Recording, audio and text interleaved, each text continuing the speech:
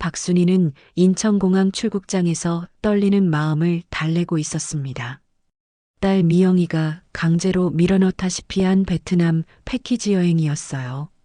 며칠 전 딸이 와서 예약금까지 내놨으니 어쩔 수 없었죠. 55세, 남편 창수를 잃은 지 3년째였습니다. 심근경색으로 갑작스럽게 세상을 떠난 남편.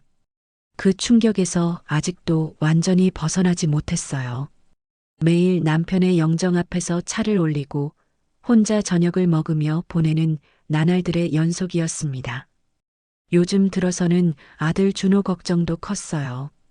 작년부터 운영하던 카페가 적자를 보고 있다며 돈을 빌려달라고 몇 번 왔었거든요. 처음에는 몇백만 원이었는데 점점 액수가 커지고 있었습니다. 정확한 상황은 모르지만 표정을 보니 심각한 것 같았어요. 체크인 카운터에서 첫 번째 당황스러운 일이 벌어졌습니다. 순이가 가져온 검은색 캐리어와 똑같은 캐리어를 가진 사람이 바로 옆줄에 서 있었거든요. 직원이 헷갈려하며 두 캐리어를 번갈아 보더니 확인을 요청했어요. 그 캐리어의 주인은 깔끔한 카디건을 입은 남성이었습니다. 나이는 자신과 비슷해 보였죠. 서로 어색하게 웃으며 캐리어를 확인하는 과정에서 자연스럽게 대화가 시작되었어요. 남성의 이름은 김영수였습니다. 영수는 58세로 아내와 사별한 지 2년째라고 했어요. 역시 딸의 강권으로 혼자 여행을 떠나게 되었다고 하더군요. 순이와 똑같은 처지였던 거예요. 두 사람 모두 자식들이 혼자 우울해하는 부모를 보다 못해서 보낸 여행이었습니다. 출국장 대기실에서 다시 마주쳤을 때는 정말 놀라웠어요. 이런 우연이 있을 수 있나 싶었죠. 주변엔 행복해 보이는 가족들과 커플들 뿐이었는데 같은 처지의 사람을 만나니 묘하게 안도감이 들었습니다. 순이는 핸드백을 꼭 움켜쥐고 있었어요. 남편의 사진이 들어 있었거든요. 혼자 여행을 떠난다는 게 남편을 배신하는 것 같아 마음이 무거웠지만 영수와 같은 처지라는 걸 알고 나니 조금 나아졌어요. 이 영상이 도움이 되셨다면 구독과 좋아요 버튼을 눌러주세요. 더욱 좋은 이야기로 찾아뵙겠습니다. 비행기에 탑승한 후 또 한 번 놀라운 일이 벌어졌습니다. 두 사람이 같은 좌석 구역에 배정되어 있었던 거예요. 순이는 창가 자리, 영수는 복도 쪽 자리였습니다. 한 줄 떨어져 있었지만 서로 보이는 거리였죠. 이런 우연이 계속 이어지니 운명 같다는 생각이 들었어요. 창밖으로 펼쳐진 구름이 풍경이 아름다웠습니다. 순이는 오랜만에 보는 하늘 풍경에 감탄했어요. 남편과 함께 신혼여행 갔을 때 이후로 처음 타보는 비행기였거든요. 그때의 기억이 새록새록 떠올랐는데 이상하게 슬프지만은 않았습니다. 영수는 순이가 기내식 뚜껑을 여는데 어려워하는 걸 보고 조심스럽게 도움을 주었어요. 작은 친절이었지만 순이에게는 따뜻하게 느껴졌습니다. 남편이 돌아가신 후 이렇게 누군가의 배려를 받아본 게 언제였나 싶었거든요. 두 사람 모두 자식들의 걱정 어린 강권으로 온 여행이라는 공통점이 있었죠. 혼자 있으면서 우울해하는 부모를 보다 못한 자식들의 마음이 똑같았던 거예요.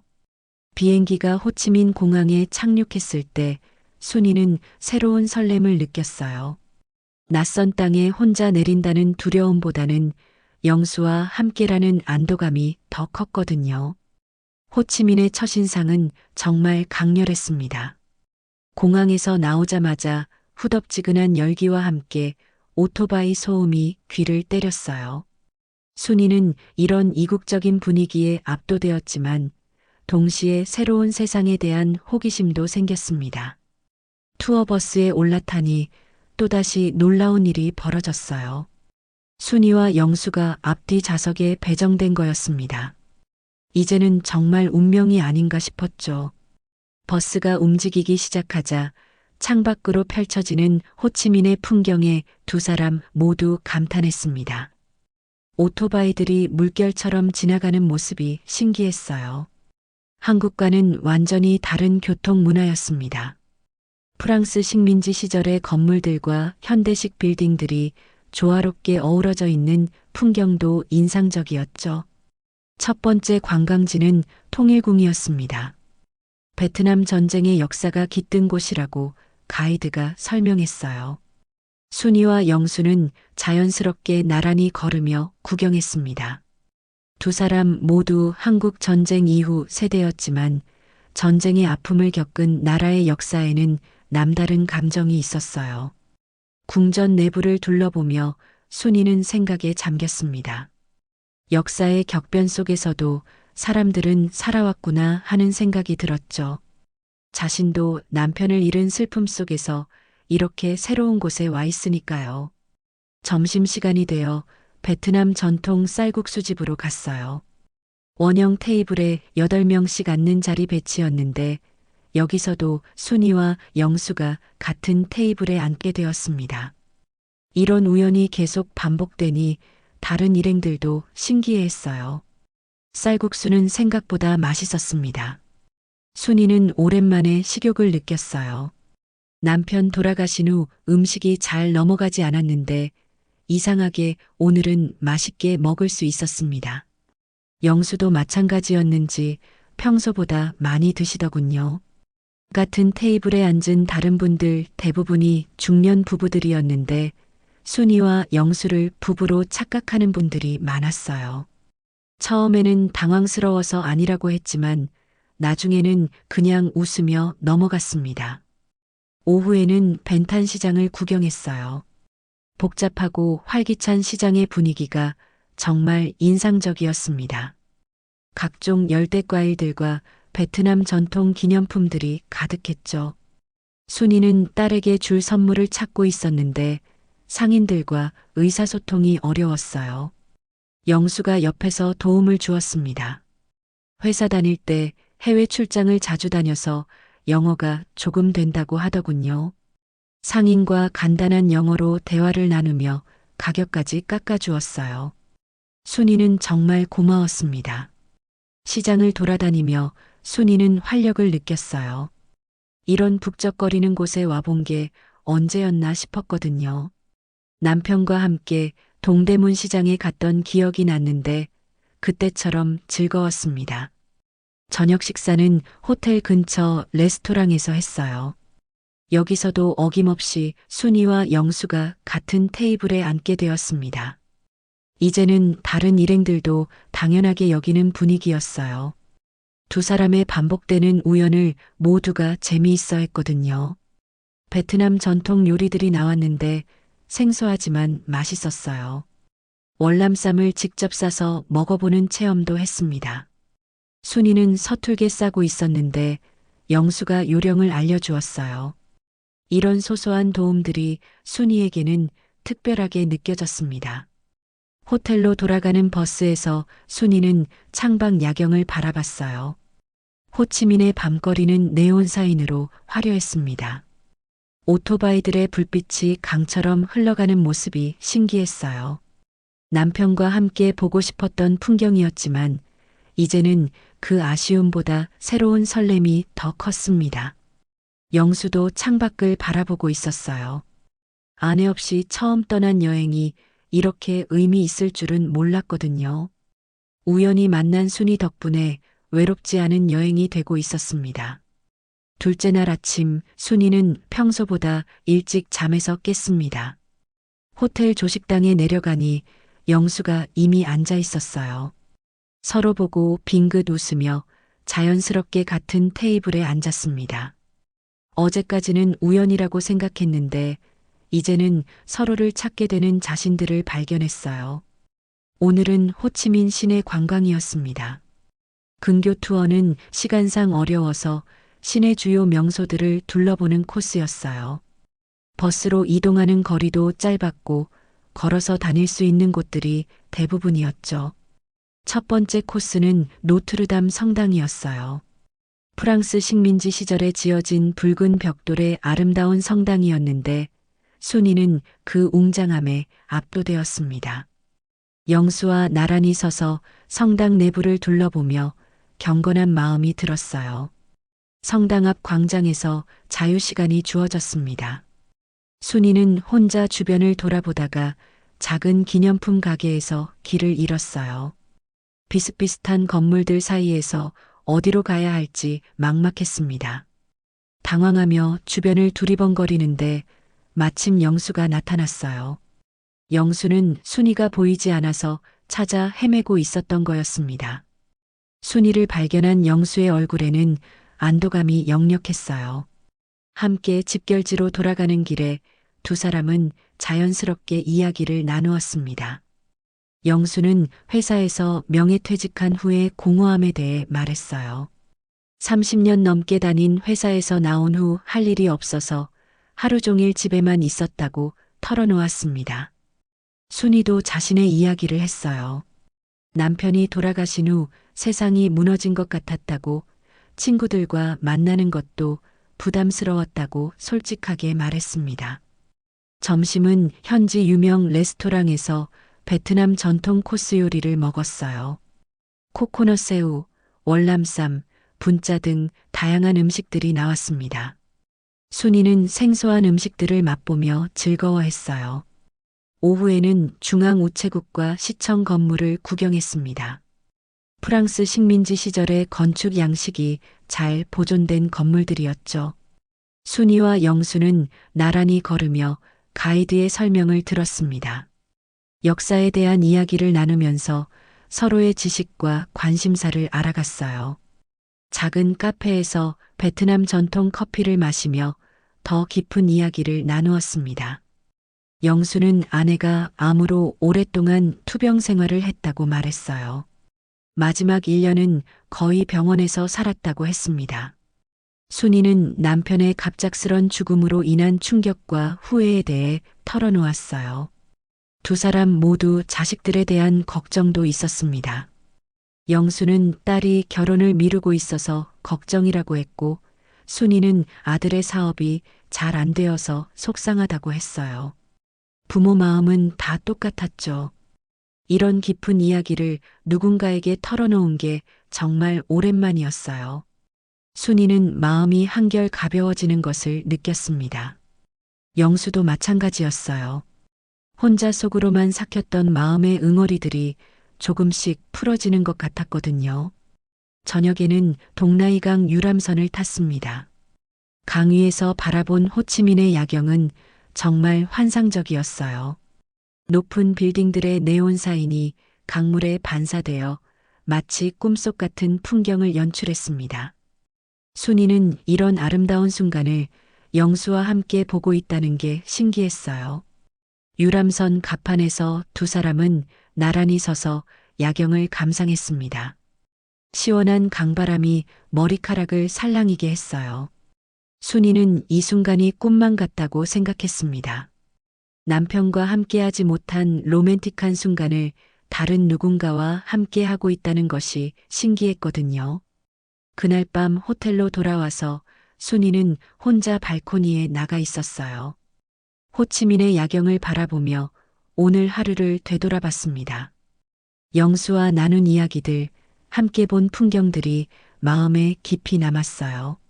내 얘기를 이렇게 편하게 해본 게 언제였나 싶었죠. 셋째 날 아침 순이는 어제와 달리 마음이 한결 가벼웠습니다. 조식당에서 영수와 마주쳤을 때도 자연스럽게 미소를 지을 수 있었어요. 두 사람은 이제 서로를 기다리고 있다는 걸 인정하게 되었죠. 오늘은 자유시간이 많이 주어진 날이었습니다. 오전에는 전쟁 박물관을 둘러보고 오후부터는 각자 원하는 대로 시간을 보낼 수 있었어요. 대부분의 일행들은 쇼핑을 계획하고 있었지만 순이와 영수는 다른 생각이었습니다. 전쟁 박물관에서 베트남 전쟁에 참혹했던 기록들을 보며 두 사람 모두 숙연해졌어요. 전시된 사진들과 유물들은 전쟁의 잔혹함을 생생하게 보여주고 있었습니다. 순이는 평화로운 일상이 얼마나 소중한지 새삼 깨달았어요. 점심 후 자유시간에는 두 사람이 함께 시내를 산책하기로 했습니다. 다른 일행들은 대형 쇼핑센터로 향했지만 순이와 영수는 현지인들의 일상을 보고 싶었어요. 호치민의 골목길을 천천히 걸으며 베트남 사람들의 생활상을 관찰했습니다. 길가에서 신선한 과일 주스를 파는 아주머니를 만났어요. 영수는 순이에게 망고 주스를 사주었습니다. 달콤한 망고의 맛이 입안 가득 퍼졌죠. 순이는 오랜만에 누군가가 사주는 음료를 마시는 기분이었어요. 그 작은 배려가 마음을 따뜻하게 했습니다. 작은 공원에서 잠시 쉬면서 주변을 관찰했어요. 현지 사람들의 일상적인 모습들이 흥미로웠습니다. 체스를 두는 노인들, 아이들과 노는 젊은 부부들, 길가에서 음식을 파는 상인들. 삶의 모습은 어디나 비슷하다는 생각이 들었어요. 오후 늦게 벤탄 시장을 다시 방문했습니다. 어제와는 달리 여유롭게 둘러볼 수 있었어요. 순이는 딸과 며느리에게 줄 선물을 골랐고 영수는 집에 둘 소품을 하나 샀습니다. 서로의 취향을 알아가는 재미도 있었어요. 저녁에는 호텔 근처 작은 레스토랑에서 둘만의 식사를 했습니다. 처음으로 단둘이 앉아서 식사하는 자리였어요. 촛불이 켜진 테이블에서 베트남 전통 요리를 먹으며 조용히 대화를 나누었습니다. 식사 후에는 호텔 주변을 산책했어요. 호치민의 밤거리는 낮과는 또 다른 매력이 있었습니다. 네온사인들이 만들어내는 화려한 풍경과 거리 음식의 고소한 냄새가 이국적인 분위기를 더했어요. 길을 걷다가 작은 기념품 가게를 발견했습니다. 순이는 영수에게 줄 작은 선물을 몰래 샀어요. 베트남 전통 열쇠고리였는데 별것 아닌 것 같지만 마음을 담았습니다. 영수도 순이 몰래 무언가를 준비하고 있는 것 같았어요. 호텔로 돌아가는 길에 두 사람은 내일이 마지막 날이라는 걸 실감했습니다. 시간이 이렇게 빨리 지날 줄 몰랐어요. 벌써 헤어져야 한다는 생각이 드니 아쉬운 마음이 밀려왔습니다. 그날 밤 순이는 혼자 방에서 깊은 생각에 잠겼어요. 영수와 함께 보낸 사흘이 정말 특별했습니다. 남편이 돌아가신 후 처음으로 마음이 편안했고 웃을 수 있었어요. 이런 감정을 어떻게 받아들여야 할지 혼란스러웠지만 행복하다는 건 분명했습니다. 마지막 날 아침이었습니다. 순이는 평소보다 더 일찍 잠에서 깼어요.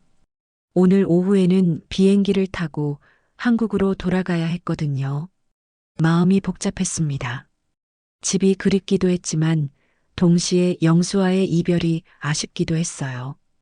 호텔 조식당에서 마지막 아침을 함께 했습니다. 영수도 같은 마음인지 평소보다 말수가 적었어요. 두 사람 모두 이별에 대한 아쉬움을 감추려고 애썼지만 분위기는 어쩔 수 없이 무거웠습니다. 오전에는 마지막 쇼핑 시간이 주어졌어요. 대부분의 일행들은 기념품을 사러 시장으로 갔지만 순이와 영수는 호텔 근처를 산책하기로 했습니다. 갑자기 비가 내리기 시작했어요. 호치민의 열대성 소나기였습니다.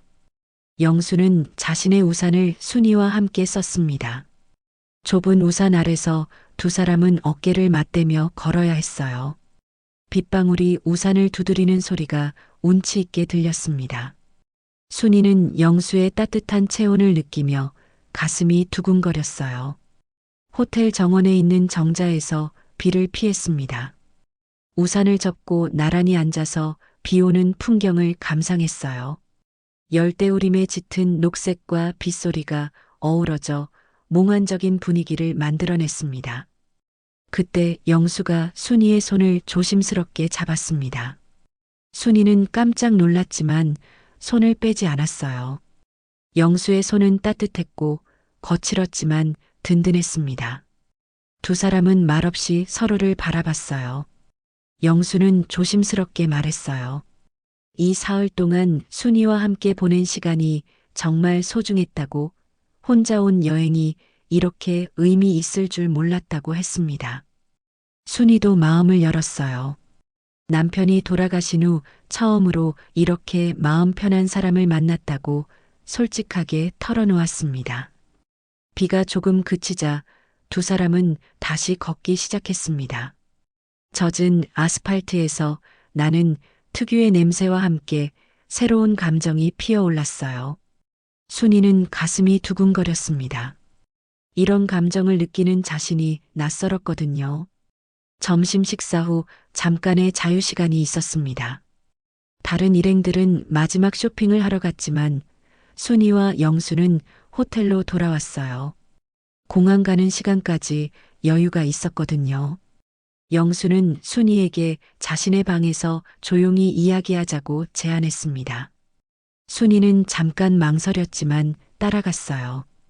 영수의 방은 자신의 방과 같은 층 끝쪽에 있었습니다. 방 안은 정리가 잘 되어 있었어요. 영수는 순이에게 물을 가져다 주고 소파에 앉으라고 했습니다. 창밖으로는 호치민의 오후 풍경이 보였어요. 두 사람은 나란히 앉아서 잠시 침묵했습니다. 영수가 먼저 말을 꺼냈어요. 아내가 돌아가신 후 이런 감정을 느껴본 적이 없었다고, 순이 때문에 다시 살아있다는 느낌을 받았다고 고백했습니다. 순이도 비슷한 마음이라고 대답했어요. 두 사람의 거리가 점점 가까워졌습니다.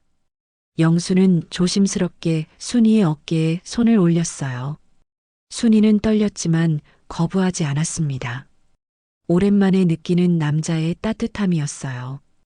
영수는 순이의 볼을 부드럽게 어루만졌습니다. 순이의 눈에는 눈물이 맺혔어요.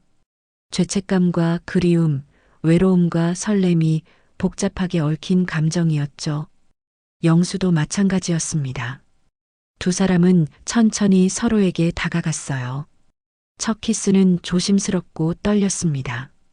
중년의 나이에 느끼는 사랑의 떨림은 젊었을 때와는 달랐어요. 더 깊고 더 간절했습니다. 순이는 영수의 품에 안겨서 오랜만에 여자로서의 자신을 느꼈어요. 남편이 돌아가신 후 잊고 지냈던 감정들이 되살아났습니다. 영수의 손길은 조심스러웠지만 확실했어요. 순이의 머리를 쓰다듬으며 얼마나 그리웠는지 모른다고 속삭였습니다. 순이도 영수의 목에 팔을 두르며 자신의 마음을 전했어요. 이런 감정을 다시 느낄 수 있을 줄 몰랐다고, 영수 덕분에 다시 살아있는 기분이라고 말했습니다. 두 사람의 키스는 점점 깊어졌어요. 영수는 순이를 침대로 이끌었습니다. 순이는 떨리는 마음으로 따라갔어요. 오후의 햇살이 커튼 사이로 스며들어 방 안을 은은하게 비추고 있었습니다. 두 사람은 서로를 바라보며 천천히 옷을 벗었어요. 순이의 몸은 세월의 흔적이 있었지만 여전히 아름다웠어요.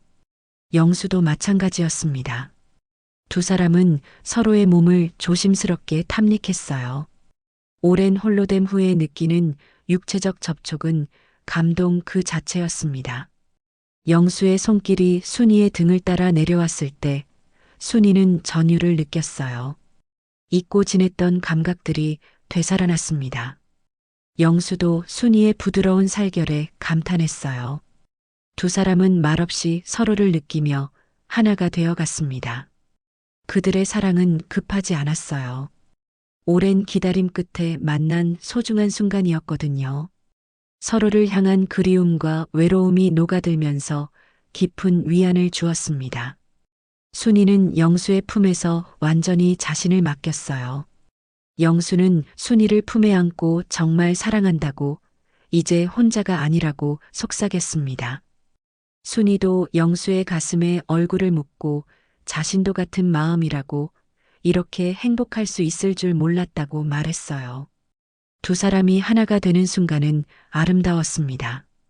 젊었을 때의 격정적인 사랑과는 달랐어요. 더 깊고 성숙한 사랑이었습니다. 서로의 아픔을 어루만져주고 외로움을 달래주는 치유의 시간이었어요. 사랑을 나눈 후 두 사람은 서로를 안고 누워 있었습니다.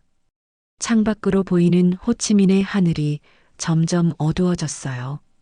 공항 가는 시간이 다가오고 있었지만 이 순간을 놓아주기가 아쉬웠습니다. 순이는 영수의 품에 안겨서 많은 생각을 했어요. 이게 꿈인가 싶기도 하고 남편에게 미안하기도 했습니다. 하지만 동시에 오랜만에 여자로서 살아있다는 느낌을 받았어요. 영수와 함께 있을 때만 느낄 수 있는 특별한 행복이었습니다. 영수도 복잡한 감정이었어요. 아내에 대한 미안함과 순이에 대한 사랑 사이에서 혼란스러웠습니다. 하지만 순이와 함께 있을 때 느끼는 행복감은 부정할 수 없었어요. 이것이 새로운 시작이라고 자신을 달랬습니다. 순이는 영수에게 준비해둔 열쇠고리를 건넸어요. 영수도 순이에게 작은 선물을 주었습니다. 호치민 야경이 담긴 작은 액자였죠. 두 사람이 함께 봤던 아름다운 야경을 기념품으로 남기고 싶었던 거예요. 공항 가는 시간이 다가오면서 두 사람은 더욱 아쉬워했습니다. 짧았지만 정말 특별했던 시간이었어요. 서로의 연락처를 교환하고 한국에서 꼭 다시 만나자고 약속했습니다. 공항에서의 이별은 생각보다 담담했습니다. 두 사람 모두 감정을 억누르려 애썼거든요. 주변에 다른 일행들도 있었고 각자를 마중 나온 가족들도 기다리고 있었으니까요. 간단한 인사만 나누고 서로의 연락처를 조용히 교환했어요. 인천공항에 도착해서 순이의 딸 미영이가 마중 나와 있었습니다. 영수도 딸이 나와서 자연스럽게 헤어질 수밖에 없었어요. 순이는 뒤돌아보며 영수의 모습을 마지막으로 바라봤습니다.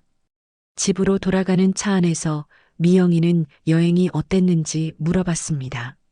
순이는 좋았다고 대답했지만 마음은 복잡했어요. 영수와의 만남에 대해서는 도저히 말할 수가 없었거든요.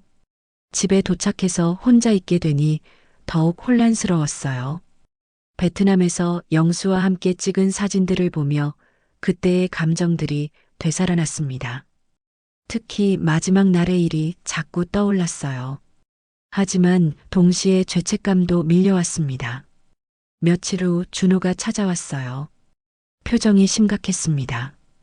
카페 사업이 완전히 망했다며 빚이 많이 늘었다고 고백했어요. 처음에는 2천만 원 정도라고 했는데 알고 보니 사채까지 손을 댔더군요. 순이는 충격을 받았습니다. 남편의 영정사진을 바라보며 마음이 더욱 무거워졌습니다. 남편을 배신한 것 같은 기분이 들었거든요. 게다가 아들의 빚 문제까지 겹치니 정신이 없었어요. 다른 남자에게 마음을 준다는 것이 과연 옳은 일인지 밤새 고민했습니다. 일주일 후 영수에게서 문자가 왔습니다. 안부를 묻는 짧은 메시지였어요. 순이는 답장을 어떻게 해야 할지 한참을 고민했습니다. 답장을 하면 관계가 계속될 것 같고 하지 않으면 이대로 끝날 것 같았거든요. 결국 짧게 답장을 보냈어요. 그 후로 영수와는 간헐적으로 문자를 주고받았습니다. 일상적인 안부나 날씨 이야기 같은 것들이었지만 순이에게는 소중한 연결고리였어요. 하지만 갈수록 현실의 벽이 높아졌습니다. 한 달 후 준호가 다시 와서 무릎을 꿇고 사과했어요. 빚이 생각보다 훨씬 더 많다고, 정확히는 1억 5천만 원 정도 된다고 고백했습니다. 순이는 절망했어요. 이 정도 빚이면 집을 팔아도 모자랐습니다. 집값이 3억 원 정도였는데 그것만으로는 턱없이 부족했어요. 준호는 엄마의 적금과 보험까지 해약해서 도움을 달라고 매달렸습니다. 어느 날 동네 마트에서 평소 안면이 있던 김씨 아주머니를 만났어요. 여행 다녀온 이야기를 하다가 그 아주머니가 의미심장한 말을 했습니다. 혼자 여행 가서 좋은 분 만난 거 아니냐며 농담을 던졌는데 순이는 가슴이 철렁했어요. 주변 사람들의 시선이 신경 쓰이기 시작했습니다. 중년 여성의 재혼이나 연애에 대한 사회적 편견도 있었고 무엇보다 자식들에게 들킬까봐 걱정되었어요.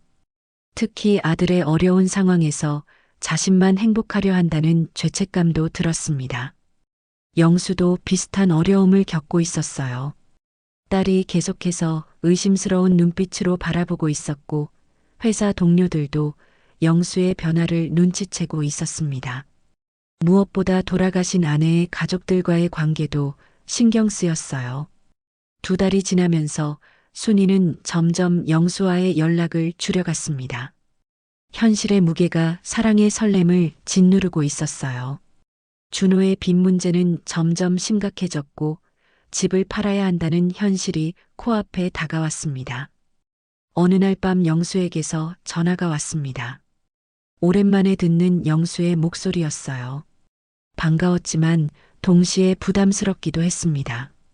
영수는 만날 수 있는지 조심스럽게 물어봤는데 순이는 망설였어요. 마음으로는 만나고 싶었지만 여러 가지 걱정이 앞섰거든요. 아들의 빚 문제로 정신이 없었고 주변의 시선도 부담스러웠습니다. 순이는 애매하게 답했어요. 지금은 좀 어려운 상황이라고 시간이 좀 더 필요할 것 같다고 했습니다. 영수의 실망한 목소리가 들렸지만 어쩔 수 없었어요. 순이는 점점 영수와의 연락을 줄여갔습니다. 베트남에서는 그렇게 자연스러웠던 관계가 한국에서는 왜 이렇게 복잡해지는지 이해할 수 없었습니다. 3달이 더 지났습니다. 순이와 영수는 거의 연락을 끊고 지냈어요. 순이는 아들의 빚 문제로 정신이 없었고 영수는 순이의 거리두기에 상처받아 연락을 자제하고 있었습니다. 준호의 상황은 더욱 악화되었어요. 빚이 계속 불어나서 이제는 2억 5천만 원에 이르렀습니다. 사채업자들이 집까지 찾아와서 독촉하기 시작했어요. 순이는 매일 밤 잠을 이룰 수 없었습니다. 집을 팔아도 빚을 다 갚기 어려운 상황이었어요. 게다가 집을 팔면 순이는 갈 곳이 없었습니다. 그 집에는 남편과의 추억이 가득했는데 아들의 실수 때문에 모든 걸 잃어야 한다는 게 너무 억울했어요. 그런데 어느 날 순이에게 예상치 못한 소식이 들려왔습니다. 영수의 딸과 순이의 딸 미영이가 같은 동네 문화센터에서 요가 수업을 듣고 있다는 거였어요. 2딸은 서로 아버지와 어머니 이야기를 나누다가 베트남 여행권을 알게 된 거였죠. 미영이는 저녁 식사 때 순이에게 조심스럽게 물어봤어요. 베트남에서 만난 그분이 어떤 분인지, 혹시 지금도 연락하고 있는지 말이에요. 순이는 당황했지만 솔직하게 대답했습니다. 좋은 분이었지만 지금은 연락하지 않고 있다고 했어요. 미영이의 반응은 의외였습니다. 그분 딸이 하는 말로는 아버지가 요즘 많이 우울해 하신다고 베트남 이후로 한동안 밝아지셨다가 다시 침울해지셨다고 하더라는 거였어요. 미영이는 순이에게 말했습니다. 좋은 분이시면 다시 연락해보라고 말이에요. 하지만 순이에게는 그럴 여유가 없었습니다. 며칠 후 더 큰 충격이 기다리고 있었거든요. 준호가 와서 무릎을 꿇고 사과했어요. 빚이 생각보다 더 많다고, 정확히는 3억 원 가까이 된다고 최종 고백했습니다. 순이는 절망했어요. 집값이 3억 원 정도였는데 집을 팔아도 빚만 겨우 갚을 수준이었습니다. 그렇게 되면 순이는 정말 빈털터리가 되는 거였어요. 앞으로 어떻게 살아야 할지 막막했습니다. 그날 밤 순이는 남편의 영정 앞에서 펑펑 울었습니다. 평생 모은 전 재산을 날려야 하는 상황이 되었거든요. 남편이 남긴 집을 잃어야 한다는 현실이 받아들여지지 않았어요. 그런 상황에서 순이는 문득 영수가 그리워졌습니다. 이런 어려운 일을 혼자 감당하기가 너무 벅찼거든요. 하지만 영수에게 연락하기가 부끄러웠어요. 3달 동안 연락을 거의 끊고 지냈는데 어려울 때만 찾는다는 오해를 받을까봐 걱정되었습니다. 고민 끝에 순이는 영수에게 조심스럽게 문자를 보냈어요. 요즘 힘든 일이 있어서 그런데 시간 되면 잠깐 만날 수 있는지 물어봤습니다. 영수는 즉시 답장을 보내왔어요. 언제든지 괜찮다고 어디서 만날지 정하라고 했습니다. 한강공원에서 만난 두 사람은 처음에는 어색했어요. 석 달 만의 만남이었거든요. 하지만 순이가 자신의 상황을 털어놓자 영수는 진심으로 걱정해 주었습니다. 혼자 그런 어려움을 겪고 있었다니 안타깝다고 말했어요. 영수는 순이에게 도움을 주겠다고 했습니다. 자신도 회사에서 퇴직금을 받았고 아내의 보험금도 있으니 얼마든지 도울 수 있다고 말했어요. 하지만 순이는 고개를 저었습니다. 그런 도움은 받을 수 없다고, 우리 사이가 뭐라고 그런 큰 돈을 빌릴 수 있냐고 했어요. 그때 영수가 중요한 말을 꺼냈습니다. 그냥 도움이 아니라 진지한 제안을 하고 싶다고 했어요. 결혼을 생각해 볼 수 없느냐는 거였습니다. 두 사람 다 혼자 사는 게 힘들고 서로 의지하며 살면 어떨까 하는 제안이었어요. 순이는 깜짝 놀랐습니다. 결혼이라는 말을 들을 줄은 몰랐거든요. 영수는 진지하게 말했어요. 갑작스러운 제안이 아니라 베트남에서부터 계속 생각해왔던 일이라고, 다만 순이가 부담스러워할까봐 말하지 못했다고 했습니다. 하지만 현실적인 문제들이 산적해 있었습니다. 두 사람 다 재혼이고 각자의 자식들이 있었어요. 특히 순이는 지금 빚 때문에 집까지 잃어야 하는 상황이었습니다. 이런 때 결혼 이야기를 하는 게 맞는지 의문이었어요. 영수는 현실적인 제안을 했습니다. 순이의 집을 팔지 말고 자신이 준호의 빚을 대신 갚겠다고 했어요. 대신 결혼을 해서 함께 살자는 거였습니다. 자신의 집도 팔아서 새로운 곳에서 시작하면 된다고 말했어요. 순이는 고민에 빠졌습니다. 영수의 도움을 받는다는 게 부담스러웠거든요. 하지만 영수는 진심이었어요. 이건 도움이 아니라 투자라고, 우리가 함께할 미래에 대한 투자라고 말했습니다. 며칠 후 놀라운 일이 벌어졌어요. 영수의 딸과 순이의 딸 미영이가 함께 찾아온 거였습니다. 두 딸은 부모들의 결합을 지지한다고 말했어요. 서로 의지하며 행복하게 살라는 게 공통된 의견이었습니다. 미영이는 순이에게 말했어요. 아빠도 하늘에서 엄마가 행복하기를 바라실 거라고, 혼자 외롭게 살지 말라고 했습니다. 영수의 딸도 비슷한 말을 했어요. 두 분 다 좋은 분들이니 함께 행복하게 살라고 말했습니다. 자식들의 지지를 받고 나니 순이의 마음도 기울었습니다. 하지만 여전히 걱정이 많았어요. 특히 경제적인 부분이 부담스러웠습니다. 영수가 준호의 빚을 대신 갚는다는 것이 과연 맞는 일인지 확신이 서지 않았어요. 결국 순이는 조건을 제시했습니다. 자신의 집을 팔은 돈도 함께 보태서 새로운 시작을 하자고 했어요. 영수 혼자 부담하는 게 아니라 두 사람이 함께 책임지자는 뜻이었습니다. 영수는 기꺼이 동의했어요. 두 사람의 결혼 결정에 모든 사람이 찬성하는 건 아니었어요. 순이의 시댁에서 강하게 반대하고 나선 거였습니다.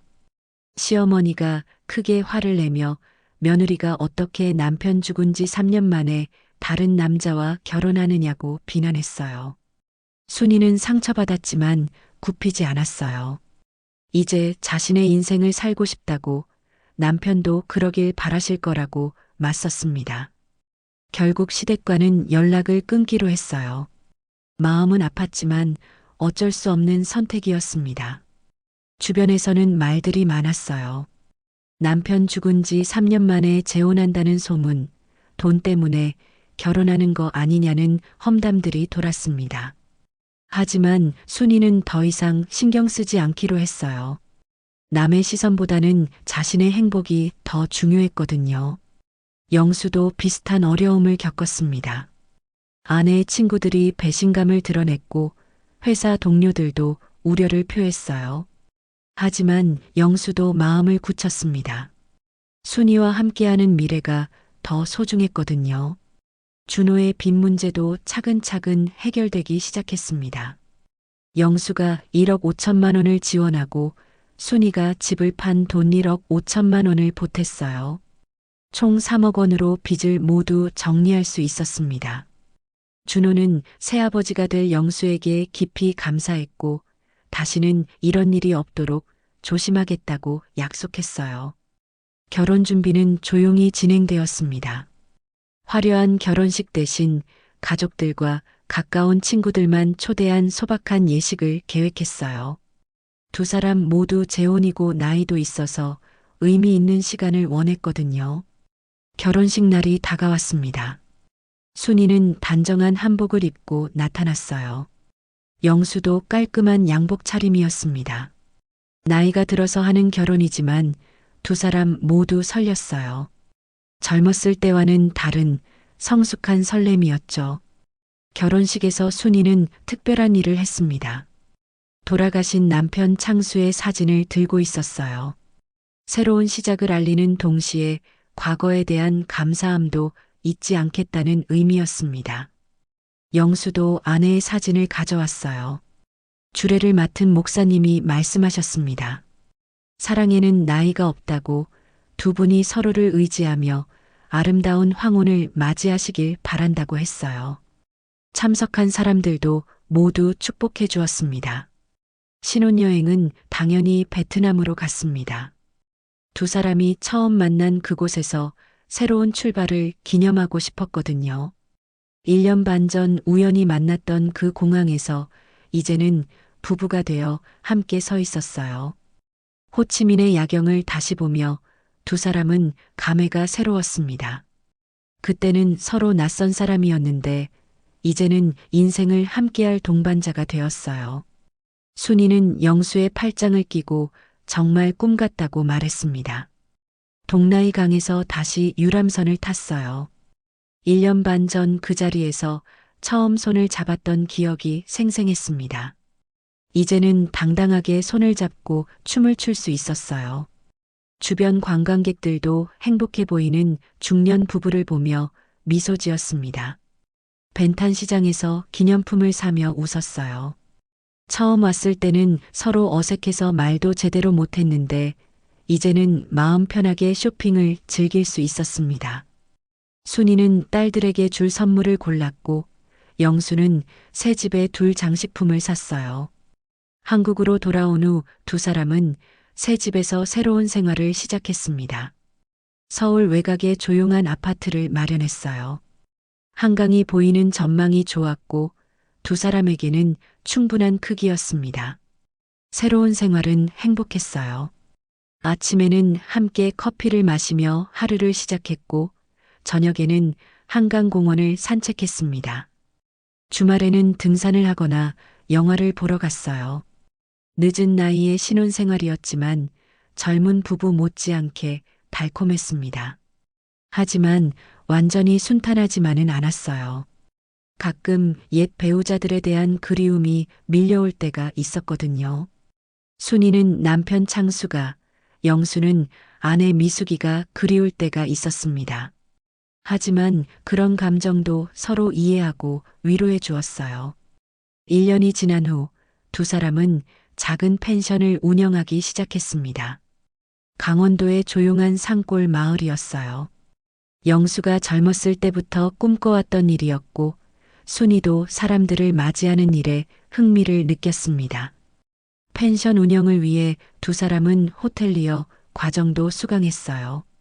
나이가 들어서 새로운 공부를 한다는 게 쉽지 않았지만 함께 하니까 재미있었습니다.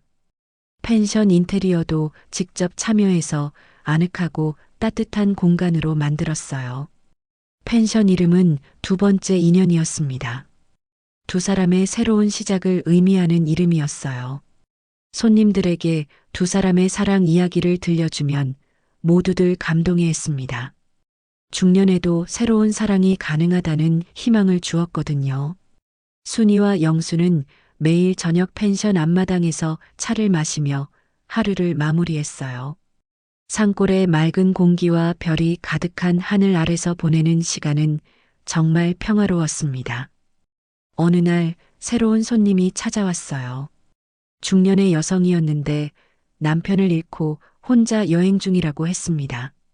순이는 그 여성을 보며 과거의 자신을 떠올렸어요. 그리고 따뜻하게 맞아주었습니다. 순이는 그 여성에게 말했어요.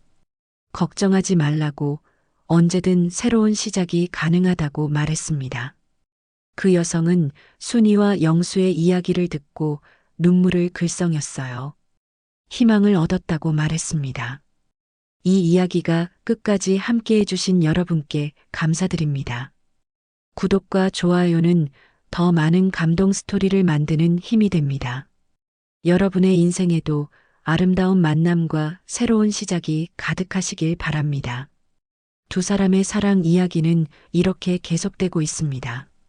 베트남 공항에서 시작된 우연한 만남이 운명적인 인연이 되었고, 이제는 다른 사람들에게도 희망을 주는 이야기가 되었어요.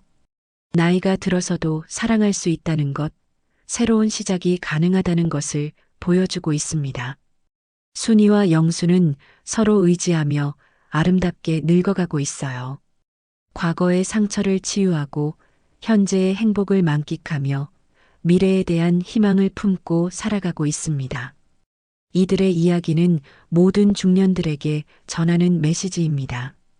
포기하지 말라고, 새로운 사랑은 언제든 가능하다고 말이죠.